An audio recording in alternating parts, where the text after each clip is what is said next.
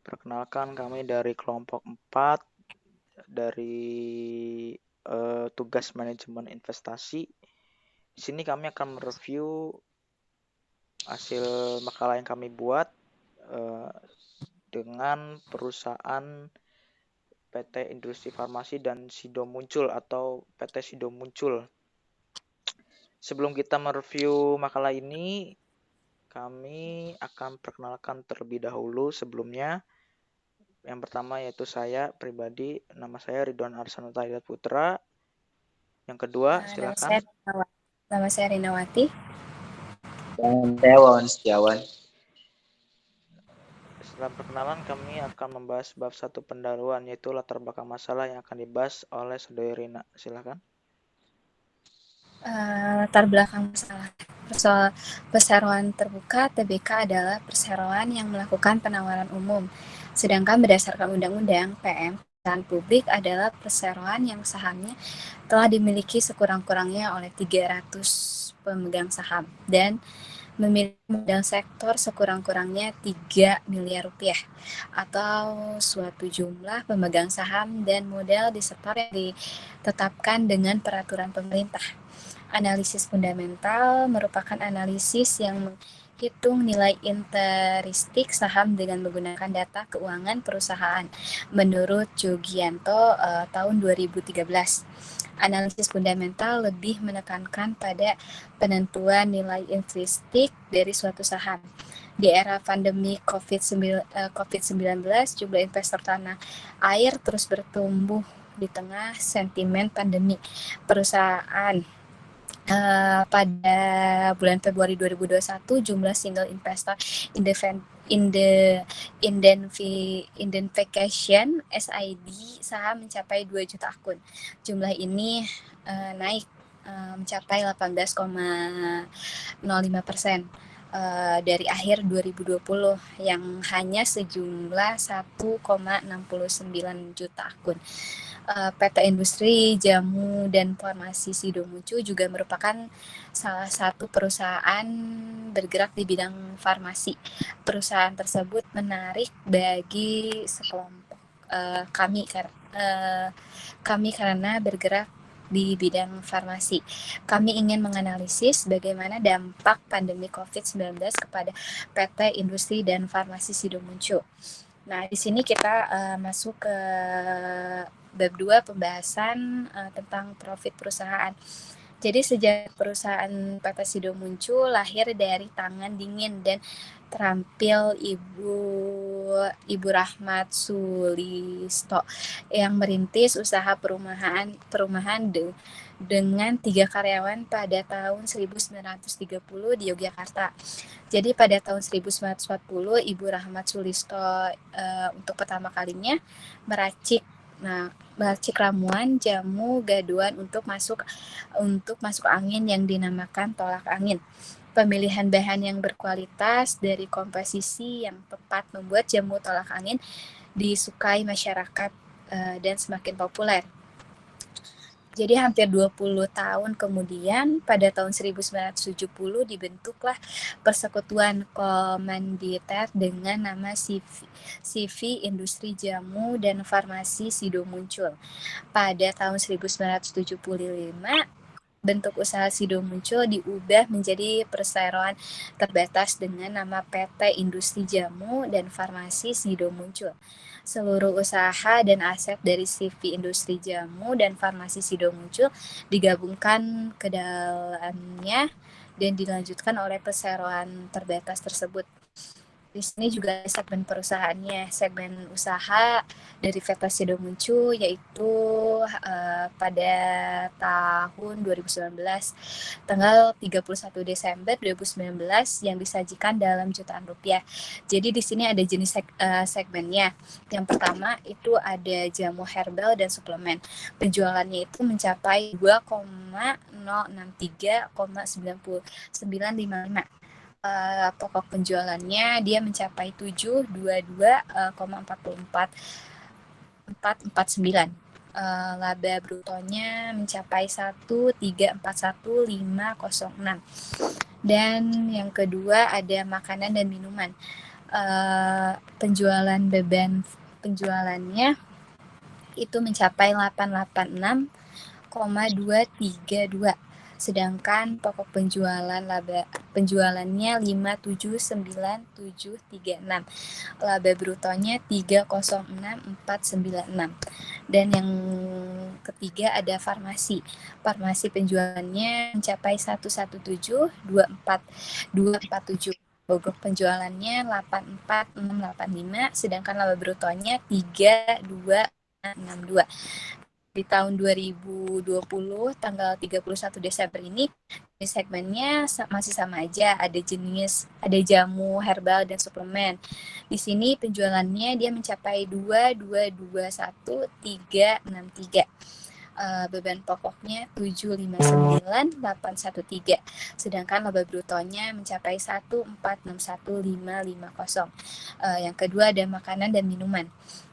Penjualannya mencapai 1005615, pokok penjualannya 660978, laba brutonya 344637, dan farmasinya dia mencapai 108433, pokok penjualannya 75837, laba brutonya 3295.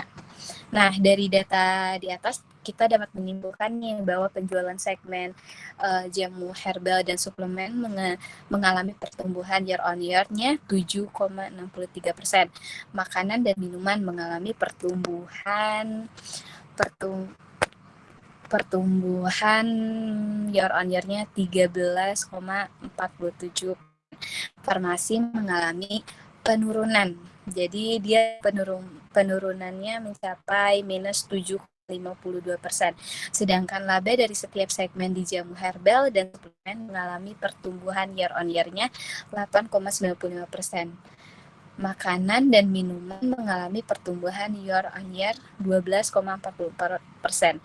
Farmasi mengalami pertumbuhan year on year-nya 0,10%. Itu saja yang dapat saya sampaikan. Selanjutnya akan dijelaskan lagi oleh rekan saya. Baik, terima kasih Saudara Rina. Saya di sini Ons Jawan, saya akan melanjutkan pembahasan yang sudah tadi dijelaskan oleh Saudara Rina ya. Yang selanjutnya peristiwa penting. PT Industri Jamu dan Farmasi Sido Muncul di tahun 2020 mendapatkan jejak langkah baru, yaitu pertama, memperoleh penghargaan profil emas dari Kementerian Lingkungan Hidup dan Kehutanan Republik Indonesia. Yang kedua, penyelesaian fasilitas produk RTD. Bagaimana dampaknya? Dampaknya yaitu pertama, citra perusahaan di mata masyarakat menjadi baik dengan membuat instalasi pembuangan air limbah dengan biaya taksiran 30 miliar. Hal ini menunjukkan PT Farmasi dan Jamu Sido Muncul berkomitmen dengan menjaga lingkungan. Yang selanjutnya yaitu secara tidak langsung PT Farmasi dan Jamu Sido Muncul mendapatkan katalis positif dan penjualan segmen jamu herbal dan suplemen mengalami pertumbuhan. Year on year, makanan dan minuman mengalami pertumbuhan yaitu year on year 13,47%, farmasi mengalami penurunan year on year minus 7,52%, dan laba mengalami pertumbuhan di jamu herbal dan suplemen mengalami pertumbuhan 8,95%. Di tahun 2020, lalu di makanan dan minuman mengalami pertumbuhan 12,44%. Farmasi mengalami pertumbuhan 0,10%. Yang selanjutnya yaitu harga saham PT Industri Jamu Sido Muncul mengalami pertumbuhan dengan katalis tersebut. Nah, bisa dilihat dari gambarnya tadi ya. Nah, di situ bisa dilihat. Saham PT Industri Jamu dan Farmasi Sido Muncul mengalami peningkatan secara signifikan pada tanggal 15 Desember 2020 sebesar 7,16%. Nah, dilihat dari gambar tersebut. Yaitu yang selanjutnya, analisis makroekonomi global dan lokal. Poin pertama, analisis ekonomi global. Negara-negara di dunia menerapkan kebijakan lockdown. Penyebaran COVID-19 menjangkit hampir seluruh negara di dunia. Wabah baru yang semula diperkirakan dapat dilokalisasi di kota Wuhan melalui lockdown ternyata menyebar cepat ke seluruh dunia. Jumlah kasus positif meningkat secara eksponensial dari puluhan pasien pada Januari 2020 menjadi lebih dari 6 juta pada awal Juni 2020. WHO 2020, pasca penetapan COVID-19 sebagai pandemi, banyak negara melakukan disesiasi kontainment melalui pembatasan perjalanan dan kontak fisik, bahkan lockdown. Yang ketiga, kebijakan pembatasan menekan penyebaran virus, namun memicu pelemahan ekonomi di dunia yang tajam. Yaitu selanjutnya, investor asing menarik modal di Indonesia. Dengan adanya pandemi COVID-19, investor asing menarik modalnya di Indonesia untuk mengamankan modalnya di Indonesia, khususnya di sektor saham. Bisa dilihat IHSG awal bulan Maret mengalami penurunan yang tajam dengan sekitar minus 37%. Bisa dilihat dari gambarnya ya. Saham PT Industri Farmasi dan Sido Muncul mengalami penurunan yang signifikan. Kebijakan ekonomi global tentunya memberikan dampak terhadap ekonomi Indonesia. Salah satunya di sektor saham.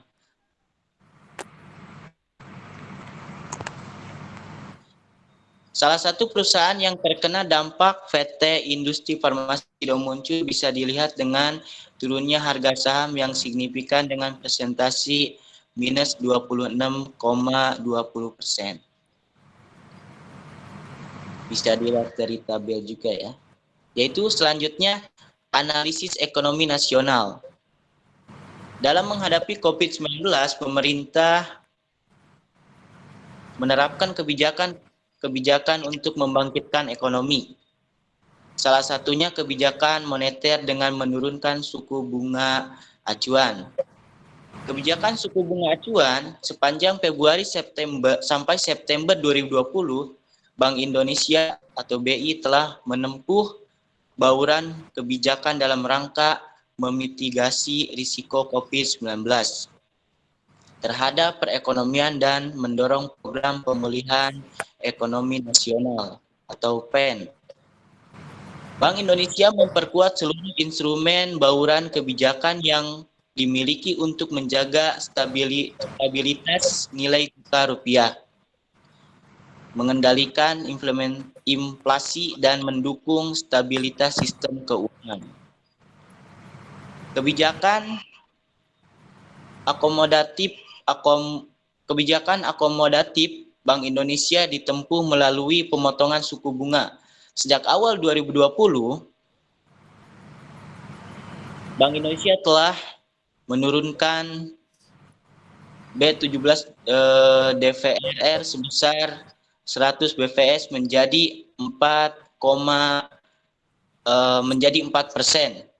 Penurunan dilakukan pada Februari, Maret, Juni, dan Juli 2020, masing-masing sebesar 25 BPS. Dengan ini, Bank Indonesia mengharapkan mobilitas perekonomian akan bangkit kembali. PT Sido Muncul, utangnya jangka pendek mengalami peningkatan di 2020 karena suku bunga acuan rendah. Bisa dilihat di gambar utang usaha lanjutan Rincian utang usaha berdasarkan umur sebagai berikut. Di tahun 2020 di sini bisa dilihat totalnya itu 203.691, di 2019 146.797.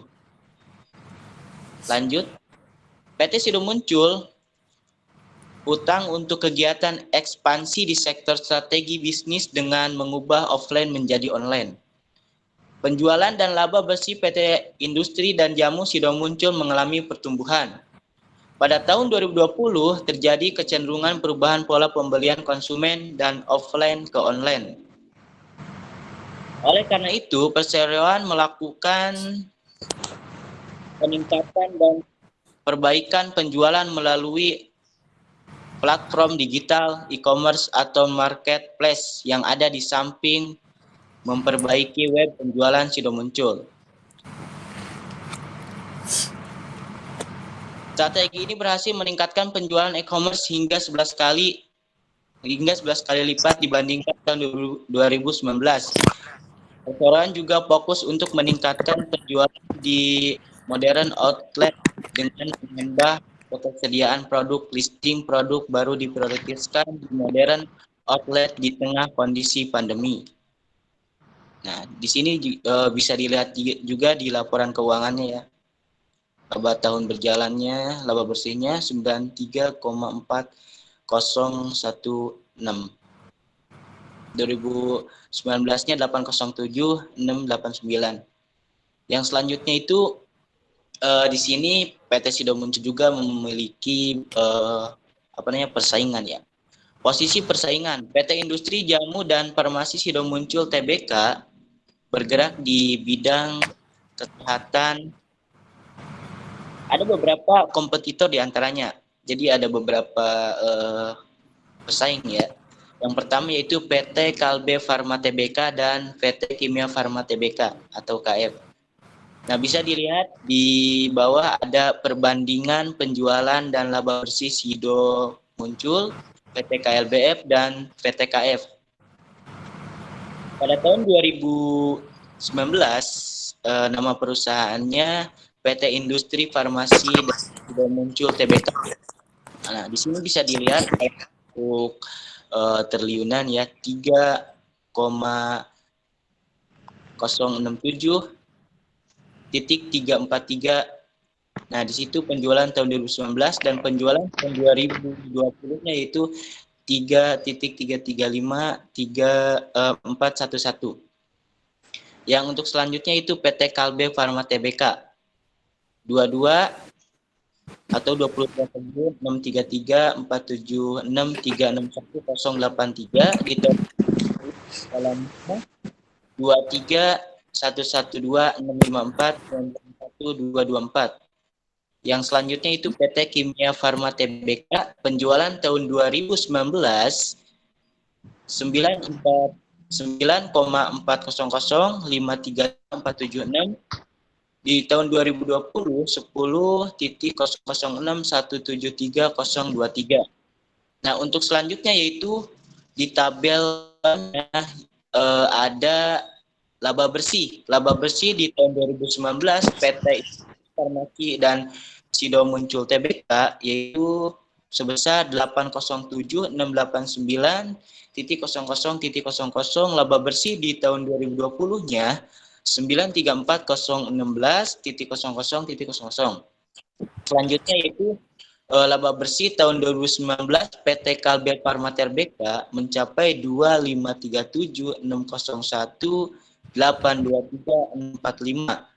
2020-nya mencapai 2.709.515.84. Untuk niat Tbk, laba bersih di tahun 2019 mencapai 15.890.43.00 dan di tahun 2020 mencapai 20.425.756.00. Nah, bisa kita ambil kesimpulan dari tabel penjualan dapat disimpulkan kinerja pendapatan dari 3 perusahaan sektor kesehatan yang paling unggul, KLBF, KF, dan Sido muncul, tetapi ada sedikit yang mengejutkan di bagian laba bersih, yaitu PT KF walaupun penebatannya lebih besar daripada Sido muncul, tetapi hasil laba bersihnya lebih kecil dibandingkan Sido muncul karena harga pokok penjualan dan beban usaha KF sangat tinggi, sehingga dapat disimpulkan efisiensi dari PT Kimia Farma terbuka tidak baik sehingga beban dan HBP-nya tinggi. Untuk selanjutnya yaitu perhitungan CAPEX. CAPEX itu adalah capital expenditure ya, di mana di sini bisa dilihat untuk rumusnya yaitu untuk perhitungan PT Sido muncul, CAPEX dibagi penjualan. CAPEX ini tadi sebenarnya sudah ada di laporan keuangan yang sebelumnya yang sudah saya bacakan, itu hasilnya dari arus kas investasi. Nah, hasil ini dari arus kas investasi, yaitu CAPEX dibagi penjualan, hasilnya 0,02 atau 2%. Untuk selanjutnya perhitungan PT KLB Pharma Tbk atau KLBF sebagai kompetitornya, sama rumusnya masih CAPEX dibagi penjualan, untuk hasilnya 0,04%. Yang kedua, return on asset atau ROA, di mana rumusnya itu adalah laba bersih dibagi aset, untuk angkanya masih sama, didapat dari laporan keuangan, yaitu hasilnya 0,24%. Untuk perhitungan PT KLBF, untuk ROA-nya laba bersih dibagi total aset masih sama rumusnya, hasilnya itu 0,0. Untuk VA, nah untuk VA hasilnya 0,05%. Nah untuk selanjutnya itu ROA-nya laba bersih dibagi total aset, untuk hasilnya 0,001%. Yang selanjutnya itu GMV. Nah, GMV sama dengan laba kotor dibagi total aset.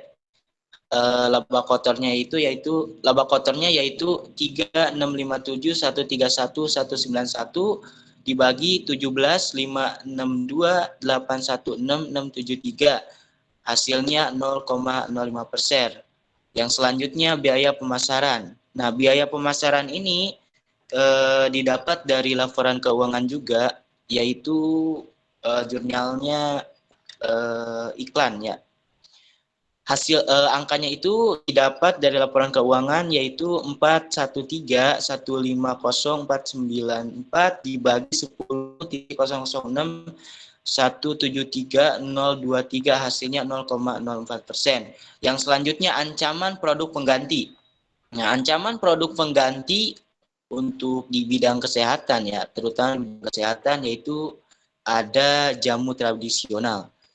Nah, jamu tradisional merupakan minuman herbal khas Indonesia. Jamu biasanya terdiri dari berbagai jenis macam herbal dan rempah pilihan. Nah, jadi jamu ini merupakan makanan khas minuman khas Indonesia ya. Di sini jamu juga memiliki beberapa macam, seperti yang pertama beras kencur. Beras kencur ini kegunaannya yaitu bisa mengatasi sakit perut saat datang bulan dan juga bisa mencerahkan kulit karena kunyit banyak mengandung antioksidan dan yang membantu meremajakan sel-sel tubuh. Yang kedua kunci sirih. Yang kedua kunci sirih kegunaannya adalah menghilangkan masalah keputihan, menghilangkan merapatkan bagian kewanitaan dan bisa memperkuat gigi. Yang selanjutnya temulawak. Kegunaan temulawak yaitu bisa menyembuhkan keluhan pusing, mual, dan menghilangkan gejala masuk angin. Yang selanjutnya tadi masih sih tadi ini udah saya jelaskan juga untuk DMV itu sama saja seperti perhitungan di atas. Jadi kita lewat saja ya, karena sama. Yang selanjutnya itu analisis keuangan. Nah, untuk analisis keuangan ini, concern utama investor adalah pada pengembalian modalnya. Sehingga analisa yang digunakan dalam hal ini adalah analisis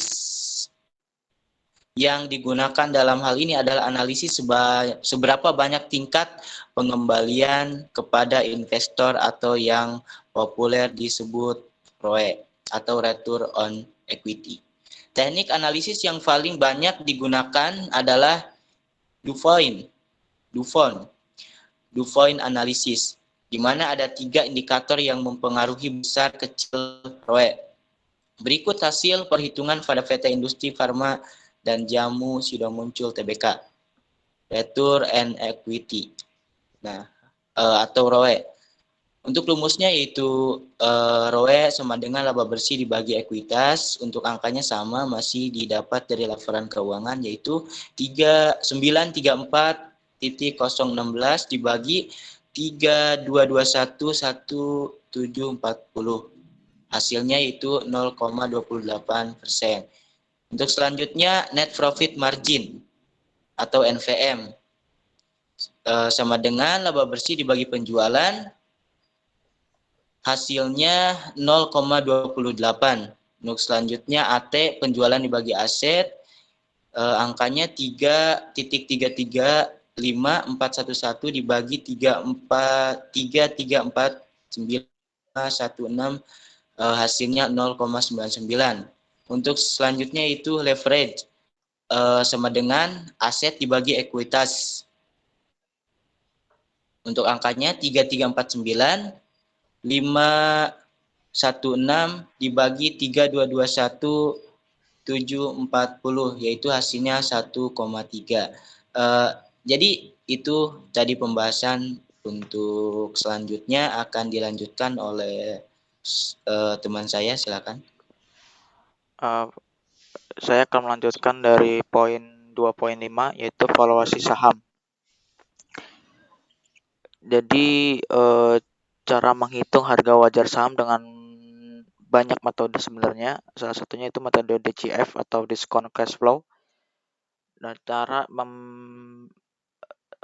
mencari DCF itu ada beberapa bahan yang harus disiapkan. Yang pertama itu free cash flow, net debt level, dan sharing outstanding. Jadi yang 1, 2, 3 ini dapatnya biasanya di laporan keuangan. Ada di laporan keuangan informasinya. Yang keempat growth rate, kelima discount rate, yang keenam terminal rate. Jadi 4, 5, 6 itu kita bisa cari hasil dari 1, 2, 3-nya ini. Atau kita bisa cari di internet juga ada. Jadi free cash flow yang kita sudah cari di PT sudah muncul, yaitu free cash flow rumusnya net operating cash flow atau dikurangi capex.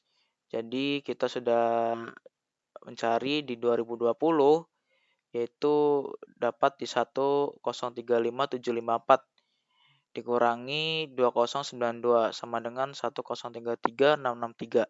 Di 2019 ada 836914 dikurangi 14560 sama dengan 822354. Di net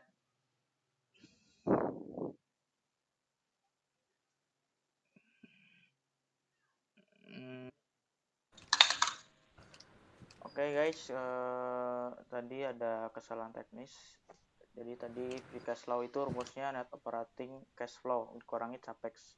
Di 2020 hasilnya 1035754 dikurangi 2092 sama dengan 1033663. Di 2019 836914 dikurangi 14560 sama dengan 822354. Kedua, mencari net debt levelnya, yaitu rumusnya total debit kurangi cash. Di 2020 17332 dikurangi 1031954 sama dengan minus 1014622. Di 2019 11214 dikurangi 864824 sama dengan minus 853610. Minus artinya itu uang cashnya lebih banyak daripada utangnya. Jadi bagus, artinya perusahaannya bagus. Di share outstandingnya atau jumlah saham yang beredar yaitu 30 miliar lembar saham beredar. Ini table dari DCF calculation sudah muncul. Saya ambil dari YouTube salah satu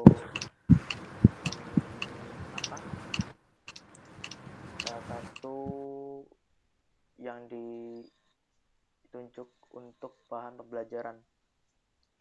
Pertama itu FCF-nya sekian, yang tadi kita udah cari. Jadi growth year-nya 12%, growth 6,10-nya 9%, 9%, 2%. Jadi ini sebenarnya growth rate year itu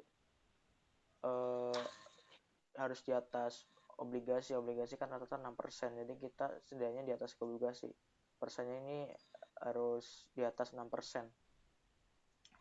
Ini jadi kalau kita udah isi ininya yang di biru ini, nanti akan keluar sendiri intrinsic value-nya per sahamnya itu di 993.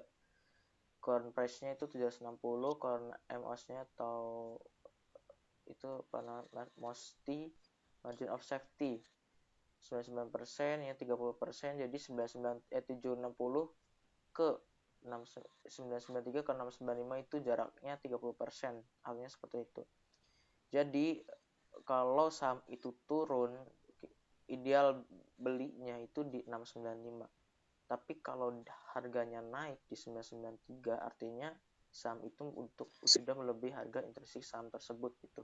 Jadi kita harus hati-hati gitu, tidak sesuai dengan nilai intrinsik saham tersebut.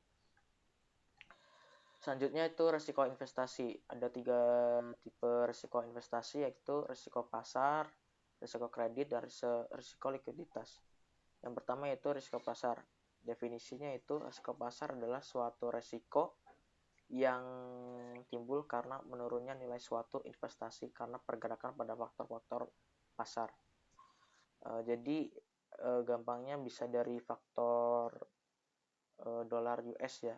Jadi kita ngambil ilustrasi di bagian laporan keuangan PT Sido muncul pada tanggal 31 Desember 2020 berdasarkan simulasi yang rasional.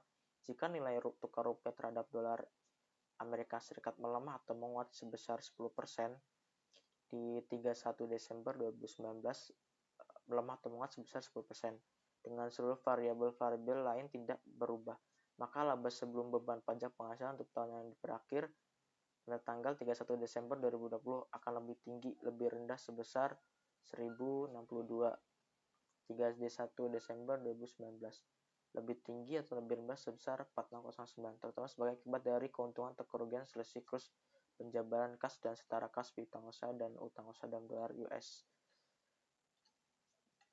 Yang kedua, risiko kredit. Risiko kredit adalah suatu risiko kerugian yang disebabkan oleh ketidakmampuan atau gagal bayar dari debitur atas kewajiban pembayaran utangnya, baik utang pokok maupun bunga ataupun keduanya. Jadi ilustrasinya itu debitur tidak membayar cicilan dari bunga hutang, sehingga perusahaan mengalami kerugian piutang usaha tidak terbayar. Jadi ini satu risiko apabila perusahaan meminjamkan uangnya kepada debitur. Yang ketiga yaitu risiko likuiditas. Risiko likuiditas adalah risiko di mana kelompok usaha akan mengalami kesulitan dalam memperoleh dana guna memenuhi komitmennya atas liabilitas keuangan yang jatuh temponya dalam waktu singkat atau untuk biaya modal kerja dan belanja modal. Jadi ilustrasinya itu perusahaan tidak memiliki kas untuk membayar kewajibannya, misalnya melunasi utang. Gampangnya itu perusahaan yang memiliki kas yang sedikit ataupun bisa minus, itu perusahaan yang tidak sehat, jadi dia kemungkinan tidak bisa membayar risiko likuiditasnya tersebut. Yang keempat ada risiko operasional. Risiko operasional adalah risiko kerugian yang diakibatkan oleh kurangnya memadai atau kegagalan dari proses internal, faktor manusia dan sistem, atau dari kejadian-kejadian eksternal.